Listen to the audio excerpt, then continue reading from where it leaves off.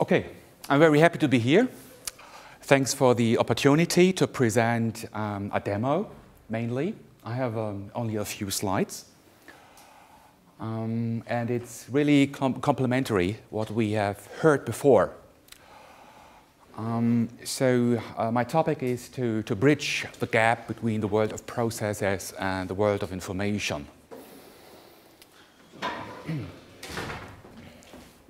First, I start with the challenges we are focused on in business processes. We think the challenge of business processes are dynamics. So there's a lot of movement in processes and daily life in a corporation. And so it's really challenging to cope with this dynamics. Next thing is maybe the agility.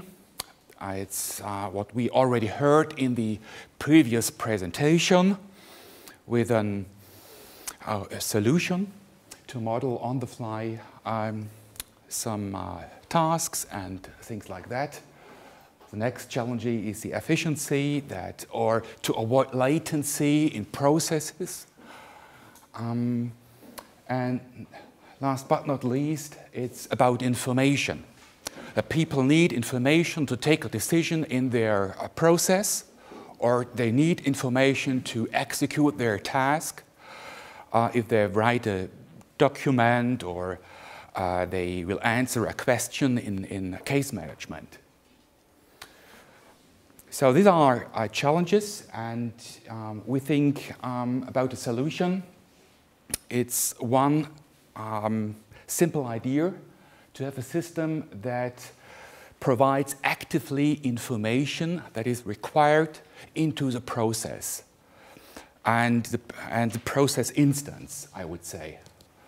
And this information is provided instantly if a subject of a process needs the information, is working on a process task, for example, and the provision of the information is actively, so the subject needn't search for any information or browse into folders to find a document he or she needs to take a decision, for example.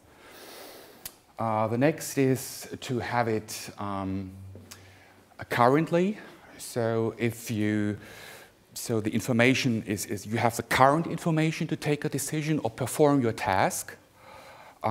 We highlight this because if you model or assign information to processes manually, you have often the problem that is the assigned information is out of date if a process starts.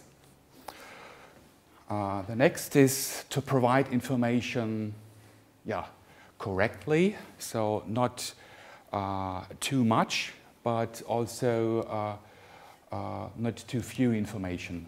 So the challenge of the system is providing instantly required information and it's the exact information, not a fluid of information that people need. So what the benefit of actively providing information to the process context is that you can build nice process application. Therefore, I said that I was excited about the last demonstration because our approach can be combined with the software we have seen in the previous presentation. And of course, the benefit is that you have the information to execute your task or to take a sound decision by all the information you need. So that are the main ideas. So how it is working. We are a vendor of a semantic middleware, and I would like to explain this semantic middleware briefly with the feature, with the method, and the technology behind this middleware. First, this middleware offers a feature. This feature is that there's a system that provides, delivers information to the subject inside the current or running process. The subject doesn't need to search anything. It receives information from the system. And no one has to model the information that is required for a process instance. Because it wouldn't be possible, as I said, all process instances can be different. We have the agility problem. So, and why it is possible to do this? So we have a methodology. The methodology is that a system uses the current process instance and also optional some additional or further information like the subject and some business object that are used inside the process to retrieve related information dynamically. So the context is represented by some content like the process instance and further information, and this context is used to retrieve dynamically related information. So this is the method that we use to evaluate a context, and the technology, why it is possible to retrieve related information is that in the background the system continuously analyzes semantically all the content from different sources in a corporation that is relevant for the processes. So it's a fully automized and autonomous semantic analysis in the background to build and maintain a linked content graph. So we have a network of content, and the process context is one node in this net, and therefore it's possible to retrieve related information for any kind of context that is represented by a node in this network. So we have a feature, a method, and technology. And then I would like to introduce an implementation that we combine our semantic middleware with an S-BPM suite of Metasonic. So, and a Metasonic suite is responsible to model and to execute processes. And inside of the Metasonic flow, it's the execution app for processes, our system provides actively information. A very simplified architecture sketch. We have the semantic middleware, and this middleware first integrates several data sources, documents, databases, whatever you have in the company. It's a very easy plug-in mechanism. And you have the Metasonic suite. It also could be another S-BPM suite, of course.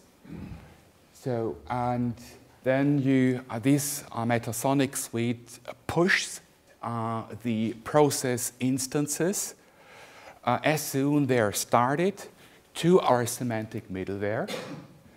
And there, in the semantic middleware, these process instances are instantly analyzed, and therefore we are able to provide information during the whole process for each process step or status change of a process. And let's see whether the demo works. We have, I log into the S-BPM suite.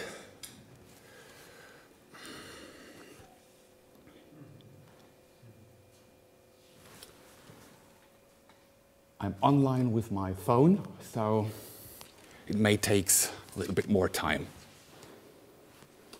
So, and here I logged in as the user Diana, and we modeled a process for a travel application. Very simple process. You just apply for traveling, and there's someone, a reviewer, who has to deny or confirm your application.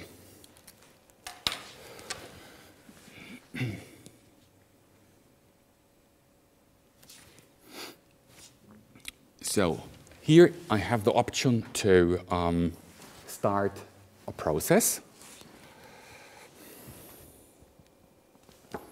And I can do something like planning a meeting.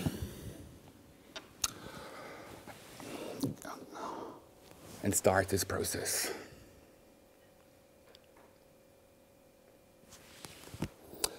So, and then I can edit a form for this travel application.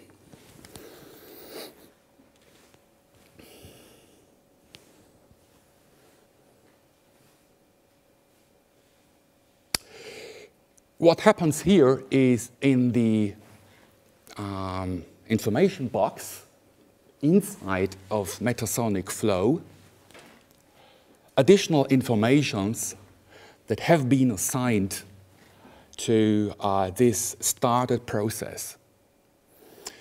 The started process for travel application by Diana. And Diana can see that she's involved in, excuse me, sorry, that she's involved in several processes. So here in the process Cosmo, for example, and if I click on this link, I have some detailed information about the process, about the project. And she says, I have to maybe travel for this project. And so this is,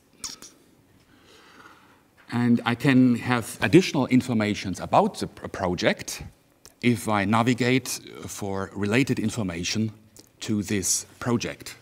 I type this. So now I clicked on related information for the project, and I can see that there is an account, namely Fiat, that is related to the project. And I can either get some detailed information about the account. And if I travel, I also get information about a recommended hotel if I travel to Fiat in Italy. And I can see that some other people have already started in the past some travel activities, respectively travel applications. So according to this project, all this information and all the relations of these contextual informations are identified and established by the semantic middleware. And if you, for example, go to the account information, and you have this, this tooltip. Maybe I should zoom it a little bit so that you can see it. So there are reasons why our system has assigned the account Fiat to the project, because of some properties of this object. We call everything content object, like an account or a project. And so it's transparent for the user why this assignment has happened. And we also have a score value. So we rate the assignment of information to find out, or to filter information, or to find out what's the most important information. So, and with these assigned information, it will be easy to fill in the form. So I can do the project. So, and a type, it's a meeting. Maybe a reason, it's to discuss something about the project results. And then I do some travel. So I have to.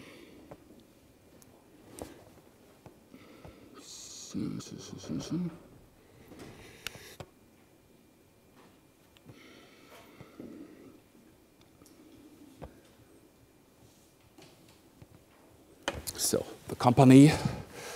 So we are. Oops, Fiat. So the contact. The city is Turin. Country is Italy. So, and I would like to fly.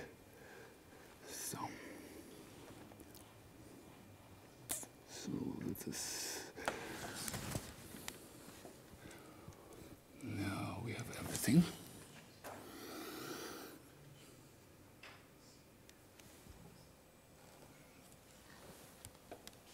So now I can send the travel application to the reviewer.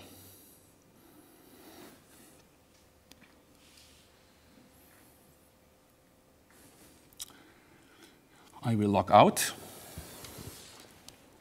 and log in as Bob, he's the reviewer.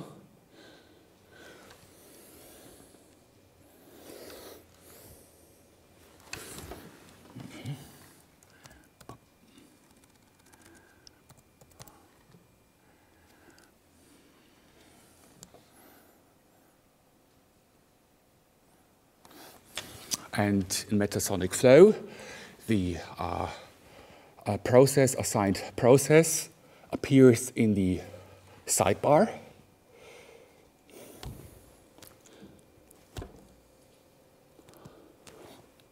And I can edit this. So and now I can have a look at this travel application. And again, as a reviewer, I can see contextual information. For example, I have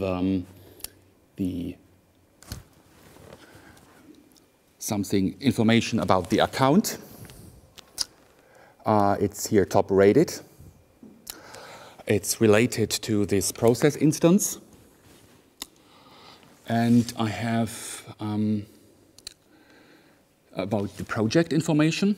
So, for example, to check whether the project budget covers the travel costs, to take a sound decision as a reviewer.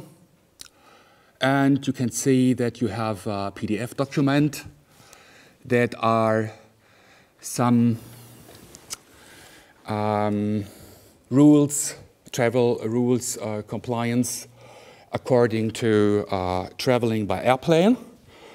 This was by the system assigned because in the previous step, Diana decided to travel to Italy via airplane. So then I can open a detailed information or can download it. Let's see, I think it should be downloaded. Yeah, so this is about the travel policy, about traveling and when is traveling by airplane allowed and things like that. So I have here all background information, also the background information about Diana. And if I click to related information about Diana, I could, for example, check in which projects Diana is involved. So at the reviewer, I have all the information to take a decision. So I could deny or let's accept this. And I go next.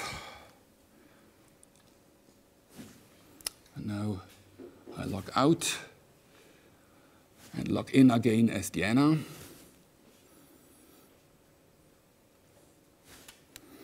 And here is the process that was approved. So I can now start my travels. So this is the idea I would like to show. So we have this metasonic flow, an application to execute model processes. And for each process step, the system provides information to fill in the form, in this case, correctly, to make or to take a decision and have the information to do this in the role of the reviewer. So, and of course, the UI could be much more nicer, but this is, I think the demo shows the functionality. And this is, by the way, completely generic. So if you model a process, you start an instance, no one has to do something to retrieve, to get the contextual information. Okay, so that's the demo.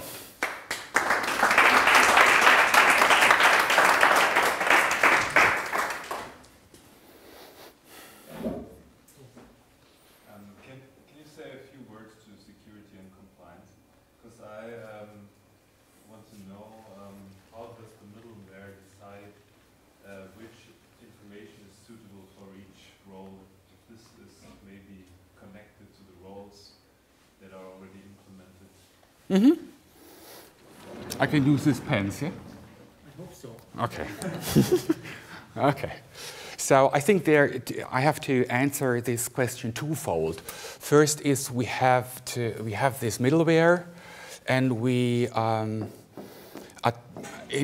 connect some systems like a database system, a file system, or even something from the cloud. And so internally, every content of these sources, we call everything a content object, whether it's an email or an account, as you have seen. And this analysis is processed through an analyzer chain with several steps. And we use some technologies like computer linguistics, machine learning, text mining, generic rules to find out what is semantically related. So this is the first criteria. What is semantically related to the current, to other content objects? And other content objects could be, for example, a process instance. So if you have maybe here from a database a process instance that is pushed, then it's analyzed, and this process instance have some descriptions. Maybe you can also add some business objects or information about the subject. And all this information is, I would say, evaluated to find semantic relations in all your data sources. So this is the first answer, how we find out what's fit to the current context. And then companies have, of course, some compliance restrictions according to the user management. They have defined users, roles, and we have here on top the security layer, and here we have client facade. And if an application requests some information, like here's my context, tell me what's related to this context, then the result is filtered by the security layer. And you also can have several user management systems, because this is a large corporation has many user managements, that the system orchestrates in the security layer to filter out only the information, or to filter out the information that the user shouldn't or isn't allowed to see. So this is. Any more questions?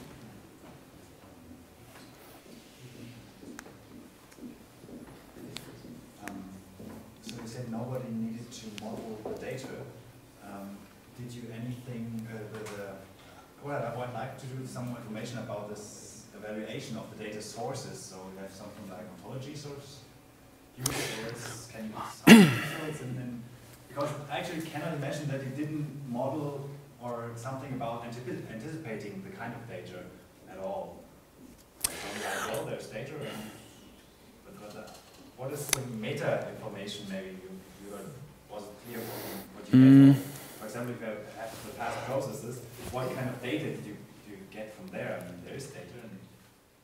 Unfortunately, we have not a magic button to harvest all the information in a corporation. So first, we call it content provider layer or content provider facade. It's used to connect by a plug-in mechanism any kind of data source. And the content provider, as the name says, provides content objects from different sources. And so you have raw, you have content objects somehow.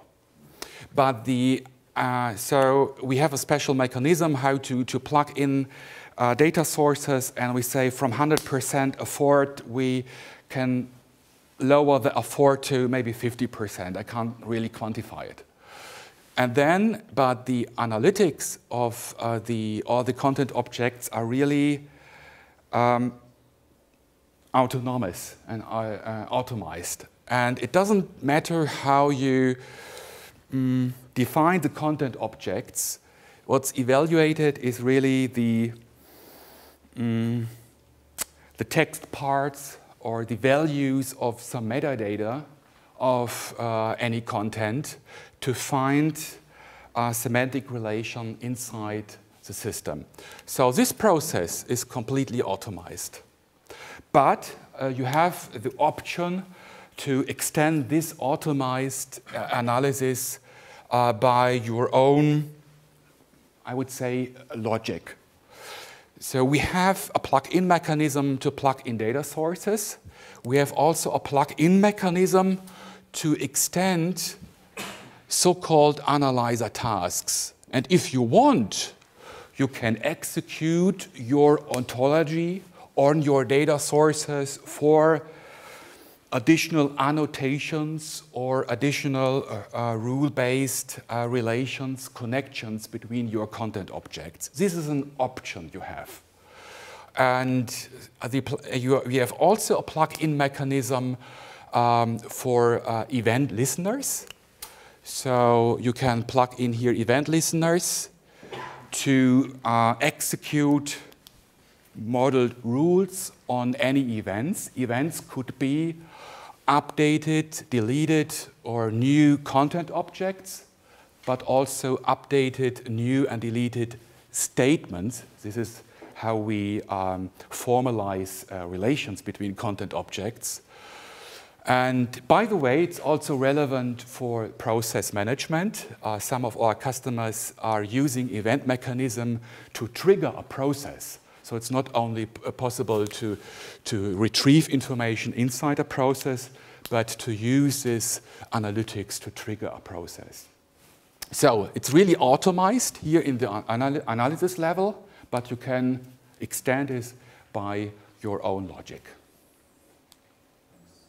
And I think then the semantic information is put in there if you have plain information by the plugins and the, what you call it. It's to explain it by a metaphor. If it's like a library. If you have only one book in a library, you can't really become clever. And but if you have a library with a lot of shelves of books, then you can acquire more knowledge. And it's the same with our system. The more data sources you connect, the more valuable and the system is, and the more it can establish statements and relations between content objects. I have a question about the process instance issue. Mm-hmm. If you, at design type of processes, allow following certain governance rules, could you also embody that knowledge in the server? So to predefine all the documents that have to be screened anyway, or not at all? We have an idea together with Metasonic that during the modeling process, the modeler has the option to use the uniform information model. This is on top. The uniform information model of our semantic middleware tells the user what kind of information I have and how this information is described. So the idea is to offer the modeler a way to formalize on a semantic level some rules, for example, to refine informations that are assigned to a process instance, or to automate some refinements after the several process steps to make some automized decisions. So you can use... possible to do it at yes, time. yes. And if you... and what you have seen in the demo is if I start a process instance, this process instance is pushed, then it's immediately analyzed, and it's only a few seconds. And then you have new information available for the next process step. So if information about the process instance is enriched through the whole process, then new information is assigned. So in the next process, as you have seen, the reviewer has new or other information. Was that your question? Yes, but I was thinking about ad hoc processes where you actually, when you use Metasonic, you might change the processes on the fly. So you do not know performance issues up front. There might be some regulations in automotive industry, for example, where this information needs to get analyzed on the fly. Ah, yes, you have to wait very long. You would like to find out the impact of a decision. Yeah. Yes. So do you handle those cases? you can, if a process instance, for example, is changed, or you will simulate it somehow, then you can use this event to do some, we call this reasoning on our graph, to infer the impact of your decision. So the whole graph inside is a directed graph. So each node represents a content object, and the edges of the graph are predications of a so-called statement. And each statement has a weight, so we have 5 or dimension tuple, and you can use this to do some reasoning. So to draw a conclusion. So you say, what happens for the, so you can retrieve related informations. So we had, for example, we had by reason, we have a concrete example in a project for reasoning. There was a vendor of healthcare data. And this vendor of healthcare data have the problem to relate different data records about anonymized patients with a history of medication. And so we found a solution by reasoning to infer what anonymized patients are the same based on their medications. So we have an inference what is similar. So you can do some kind of reasoning also on the fly.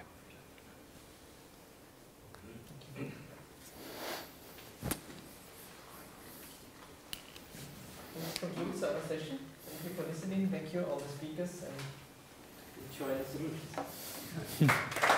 Thank you.